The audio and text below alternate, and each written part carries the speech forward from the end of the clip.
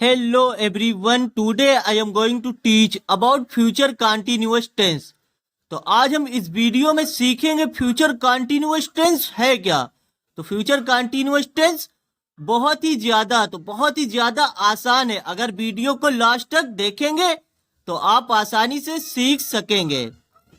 तो future continuous tense की पहचान है जिन वाक्यों या सेंटेंस के अंत में रहा होगा, रही होगी, रहे होंगे, रहा हूंगा की आवाज हो तो वह वाक्य फ्यूचर कंटीन्यूअस टेंस होता है। तो फ्यूचर कंटीन्यूअस टेंस को हम कैसे पहचानेंगे? अगर वाक्य के अंत में रहा होगा, रही होगी, रहे होंगे, रहा हूंगा की आवाज हो तो वह वाक्य फ्यूचर कंटीन्यूअस टेंस होता है। जैसे उदाहरण के लिए वह अंग्रेजी पढ़ रहा होगा तो लास्ट में रहा होगा है। तो ये पहचान है फ्यूचर कंटीन्यूअस टेंस की। फॉर एग्जाम्पल, वह पढ़ रही होगी तो लास्ट में रही होगी शब्द है। तो ये पहचान है फ्यूचर कंटीन्यूअस टेंस को। तो लास्ट में रही होगी तब हम पहचान जाएंगे कि ये फ्यूचर कंटीन्यूअस टेंस है। तो फ्यूचर कंटीन्यूअस टेंस को हम कैसे पहचानेंगे? फ्यूचर कंटीन्यूअस टेंस को हम पहचानेंगे अगर वाक्य यानी अगर वाक्यों या सेंटेंस, वाक्य मीन सेंटेंस के अंत में रहा होगा, रही होगी, रहे होंगे, रहा हूंगा की आवाज हो तो वह वाक्य फ्यूचर कंटीन्यूअस टेंस होता है। यानी सेंटेंस के लास्ट में रहा होगा, रही होगी, रहे होंगे, रहा हूंगा शब्द हो तो वह फ्यूचर कंटीन्यूअस टेंस होता है। तो जैसा मैंने बताया था कि हम सेंटेंस को कैसे पहचानेंगे, जैसे वह अंग्रेजी पढ़ रहा होगा तो लास्ट में रहा होगा, तो यह पहचान है फ्यूचर कंटीन्यूअस टेंस की।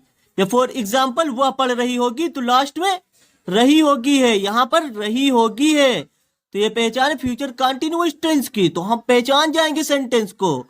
और अगर आप सेंटेंस को पहचान जाते हैं तो आप आसानी से सेंटेंस को बना सकते हैं, यानी ट्रांसलेट कर सकते हैं। तो अब हम सीखेंगे फ्यूचर कंटीन्यूअस टेंस का रूल्स। तो फ्यूचर कंटीन्यूअस टेंस रूल्स, तो फ्यूचर कंटीन्यूअस टेंस रूल्स से सबसे पहले इसमें लिखेंगे हम सब्जेक्ट। सबसे पहले सब्जेक्ट लिखेंगे और सब्जेक्ट के बाद हम विल लिखते हैं, यानी सब्जेक्ट के बाद हेल्पिंग वर्ड या तो विल का प्रयोग करेंगे तो सेल बी, विल का प्रयोग या सेल बी का प्रयोग। तो सब्जेक्ट उसके बाद हेल्पिंग वर्ब, यानी विल का प्रयोग करेंगे या सेल का प्रयोग करेंगे, उसके बाद बी, तो इन दोनों के साथ हम बी का प्रयोग करते हैं। उसके बाद प्लस वर्ब में आईएनजी का प्रयोग करेंगे, वर्ब में ING plus object plus other word. तो फ्यूचर कंटीन्यूअस टेंस का रूल्स क्या है? सबसे पहले सब्जेक्ट यानी कर्ता, उसके बाद हम हेल्पिंग वर्ब। तो इसमें दो हेल्पिंग वर्ब होती है, एक विल एक सेल। तो इन दोनों के साथ हम बी का प्रयोग करेंगे, यानी विल बी सेल बी का प्रयोग करेंगे, प्लस वर्ब में ING plus object plus other word. Shall का प्रयोग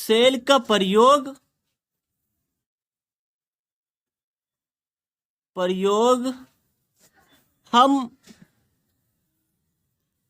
सिर्फ आई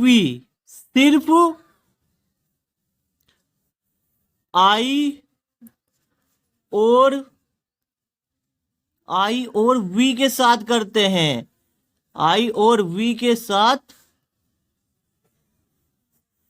सेल का प्रयोग करते हैं, आई और वी के साथ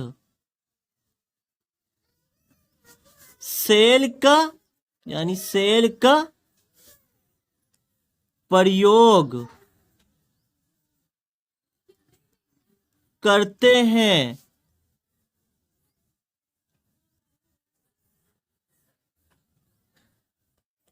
और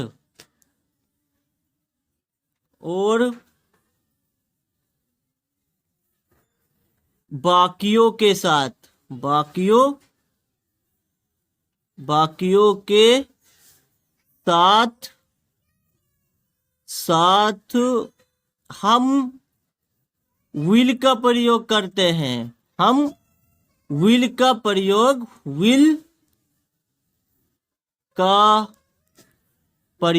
करते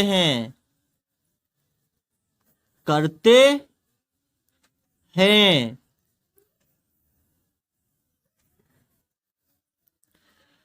तो सेल का प्रयोग हम सिर्फ आई और वी के साथ सेल का प्रयोग करते हैं। तो सेल का प्रयोग हमें सिर्फ आई और वी के साथ करना है और बाकियों के साथ हम विल का प्रयोग करते हैं, यानी आई और वी के साथ हम सेल का प्रयोग करेंगे और बाकियों के साथ हम विल का प्रयोग करेंगे। तो इसे आप लिखना भी चाहते हैं तो लिख सकते हैं ताकि आप आसानी से सेंटेंस को बना सकते हैं। तो अब हम सीखेंगे सेंटेंस को बनाते कैसे हैं। फॉर एग्जाम्पल, मैं अंग्रेजी पढ़ा रहा हूंगा, तो लास्ट में रहा हूंगा शब्द है, तो यह पहचान है फ्यूचर कंटीन्यूअस टेंस की। तो हम सेंटेंस को पहचान जाएंगे कि ये फ्यूचर कंटीन्यूअस टेंस है क्योंकि यहां पर लास्ट में रहा हूंगा शब्द है। तो सबसे पहले इसमें क्या लिखते हैं हम, सबसे पहले लिखेंगे सब्जेक्ट। तो सब्जेक्ट क्या है, आई। तो सब्जेक्ट है आई और आई के बाद हम, यानी आई के साथ किसका प्रयोग करेंगे, सब्जेक्ट के बाद हम हेल्पिंग वर्ब लिखते हैं तो किसका प्रयोग करेंगे, आई के साथ हम सेल का प्रयोग करेंगे। तो आई सेल, और आई सेल और सेल के बाद हम बी लिखेंगे तो आई सेल बी। तो आई सेल बी, अब सेल बी के बाद हम क्या लिखेंगे, वर्ब लिखेंगे, यानी वर्ब में आईएनजी लिखेंगे। तो मैं अंग्रेजी पढ़ा रहा हूंगा, तो वर्ब क्या है, पढ़ाना वर्ब है, यहां पर पढ़ाना वर्ब है। तो क्या लिखेंगे, टीच मीन्स पढ़ाना, तो टीचिंग लिख देंगे, टीचिंग। तो क्या लिखेंगे, टीचिंग। तो मैं अंग्रेजी पढ़ा रहा हूंगा, तो आई सेल बी टीचिंग। तो आई सेल बी टीचिंग, मैं अंग्रेजी पढ़ा रहा हूंगा। तो अब लास्ट में क्या पढ़ा रहा हूंगा, अंग्रेजी। तो ऑब्जेक्ट क्या है, अंग्रेजी, यहां पर ऑब्जेक्ट है, हम लिख देंगे इंग्लिश। तो I shall be teaching English.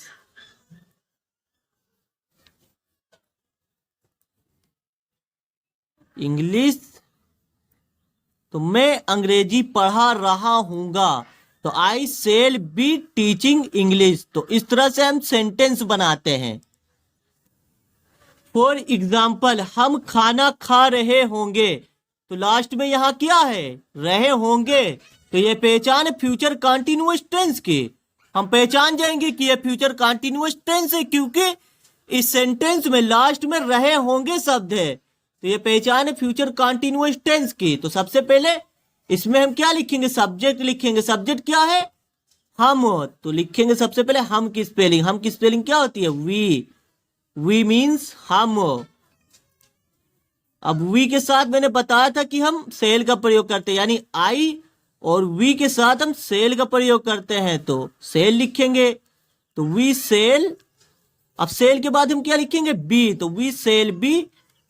अब सेल बी के बाद हम वर्ब में आईएनजी लिखेंगे। तो इसमें वर्ब क्या है, हम खाना खा रहे होंगे, तो ये खा रहे होंगे वर्ब है, यानी खाना खाना वर्ब है। तो क्या लिखेंगे, वर्ब में आईएनजी, तो लिख देंगे ईटिंग। तो क्या खा रहे होंगे, खाना। तो ऑब्जेक्ट है खाना यहां पर, तो लिख देंगे food, FOOD, food. Food means खाना। तो हम खाना खा रहे होंगे, तो we shall be eating food.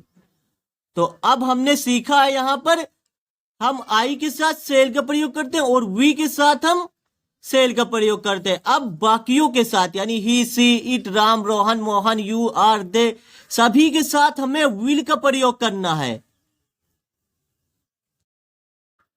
तो मैं आपको बार बार बता रहा हूं कि फ्यूचर कंटीन्यूअस टेंस की पहचान क्या है। जिन वाक्यों के अंत में रहा होगा, रही होगी, रहे होंगे, रहा होगा आदि शब्द है तो वह फ्यूचर कंटीन्यूअस टेंस होता है। क्योंकि सेंटेंस पहचानना बहुत ही जरूरी है। अगर आप सेंटेंस पहचानना जान गए तो आप आसानी से सेंटेंस को बना सकते हैं, यानी ट्रांसलेट कर सकते हैं। तो वह पतंग उड़ा रहा होगा, तो लास्ट में रहा होगा शब्द है। तो यह पहचान है फ्यूचर कंटीन्यूअस टेंस की। सबसे पहले हम क्या लिखेंगे इसमें? सबसे पहले लिखेंगे सब्जेक्ट। तो सब्जेक्ट क्या है? सब्जेक्ट है ही। तो सबसे पहले हम लिखेंगे ही। तो सब्जेक्ट क्या है? वह, यानी सबसे पहले हम लिखेंगे वह की इंग्लिश। तो ही, अब ही के साथ हम विल का प्रयोग करते हैं। तो ही विल, अब विल के बाद हम बी का प्रयोग करेंगे। तो ही विल बी, अब वर्ब में आईएनजी, विल बी के बाद वर्ब में आईएनजी लिखेंगे। तो वर्ब क्या है इसमें? उड़ा रहा होगा। तो उड़ाना वर्ब है, हम लिखेंगे फ्लाइंग, FLYING। तो ही विल बी फ्लाइंग। अब क्या उड़ा रहा होगा? पतंग, यानी पतंग ऑब्जेक्ट है, हम लास्ट में पतंग लिख देंगे, यानी पतंग की इंग्लिश लिख देंगे। तो kite, he will be flying kite.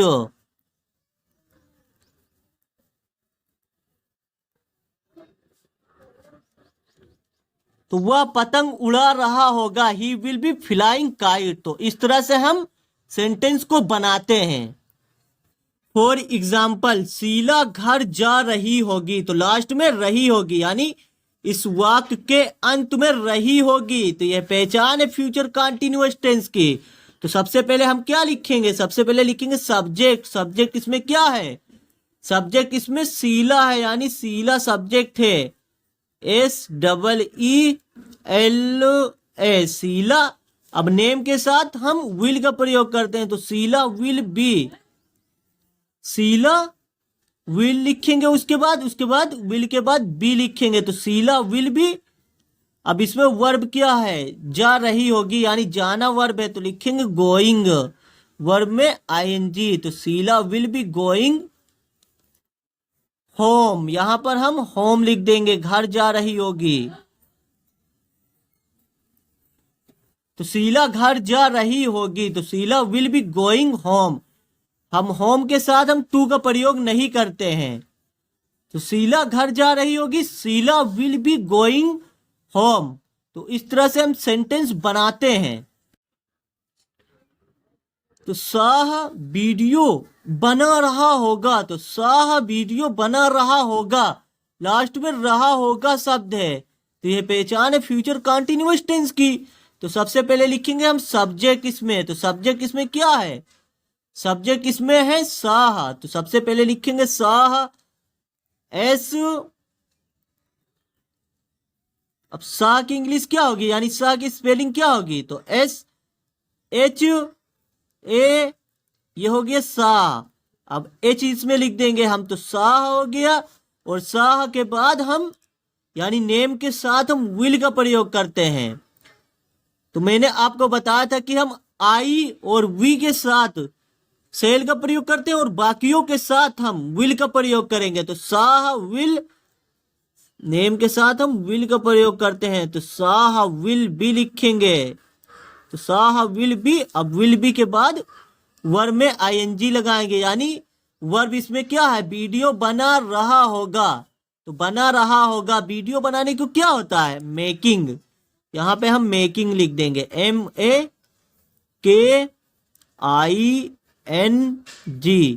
तो मेकिंग। अब क्या बना रहा होगा? वीडियो, यानी वीडियो ऑब्जेक्ट है। तो लिख देंगे लास्ट में वीडियो, VIDEO, वीडियो। तो शाह वीडियो बना रहा होगा। तो Shah will be making video. तो फॉर एग्जाम्पल, नसरुल्लाह मेला जा रहा होगा। तो नसरुल्लाह मेला जा रहा होगा। तो सब्जेक्ट इसमें क्या है?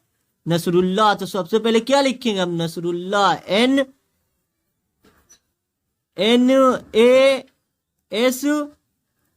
अब रुल्लाह तो क्या लिखेंगे, ऐसे लिखें RULLAH नसरुल्लाह। तो नसरुल्लाह, अब मेला जा रहा होगा तो नसरुल्लाह सब्जेक्ट है। अब उसके बाद हम विल बी लिखेंगे यहाँ पर, तो नसरुल्लाह विल बी। अब वर्ब में आईएनजी गोइंग टू लिखेंगे, गोइंग यानी वर्ब में आईएनजी गोइंग टू। अब मेला का क्या होता है, फेयर। फेयर मीन्स मेला, FAIR फेयर। फेयर मीन्स मेला। तो नसरुल्लाह मेला जा रहा होगा तो Nasrullah will be going to fair. तो इस तरह से हम सेंटेंस को बनाते हैं। फॉर एग्जाम्पल, वह पढ़ रही होगी, तो वह पढ़ रही होगी, लास्ट में रही होगी शब्द है, तो यह भी पहचान है फ्यूचर कंटीन्यूअस टेंस की। तो सबसे पहले क्या लिखेंगे हम, वह की इंग्लिश लिखेंगे। तो वह पढ़ रही होगी तो यानी लड़की है, तो लड़की के लिए हम सी लिखते हैं, तो सी मीन्स वह। तो सी और सी के साथ हम विल का प्रयोग करेंगे, तो सी विल बी। अब पढ़ रही होगी, हम जहां रीडिंग लिखे जहां स्टडिंग, तो सी विल बी स्टडिंग। वह पढ़ रही होगी, वर्ब में आईएनजी स्टडिंग, DYING। तो वह पढ़ रही होगी तो सी विल बी स्टडिंग। यहां पर इसमें कोई ऑब्जेक्ट नहीं है, तो वह पढ़ रही होगी, सी विल बी स्टडिंग। तो इस तरह से हम सेंटेंस बनाते हैं। तो सेंटेंस क्या है, मोहिनी फूल तोड़ रही होगी, तो सब्जेक्ट क्या है, मोहिनी। तो सबसे पहले लिखेंगे मोहिनी, हम सब्जेक्ट मोहिनी, मोहिनी। अब मोहिनी के बाद हम विल बी लिखेंगे, तो मोहिनी विल बी। अब मोहिनी विल बी। फूल तोड़ना का क्या होता है, फूल तोड़ना का होता है पिलक, तो पिलकिंग लिख देंगे यहाँ पर, PLUCKING, तो पिलकिंग। तो मोहिनी विल बी पिलकिंग। अब क्या तोड़ रही होगी, फूल, तो ऑब्जेक्ट है फूल, हम लिख देंगे फ्लावर। तो फ्लावर की स्पेलिंग है FLOWER, तो फ्लावर। फ्लावर मीन्स फूल। तो मोहिनी फूल तोड़ रही होगी, तो Mohini will be plucking flower. तो इस तरह से हम सेंटेंस को बनाते हैं। तो thanks for watching. I hope आप ये फ्यूचर कंटिन्यूअस टेंस आसानी से समझ चुके होंगे। तो थैंक्स फॉर वॉचिंग। ये वीडियो आप अपने दोस्त को भी शेयर करें ताकि वो भी इंग्लिश सीख सके। तो थैंक्स फॉर वॉचिंग। इंग्लिश सीखने के लिए do subscribe this channel and share this video with your friend so that they can also learn English language very easily.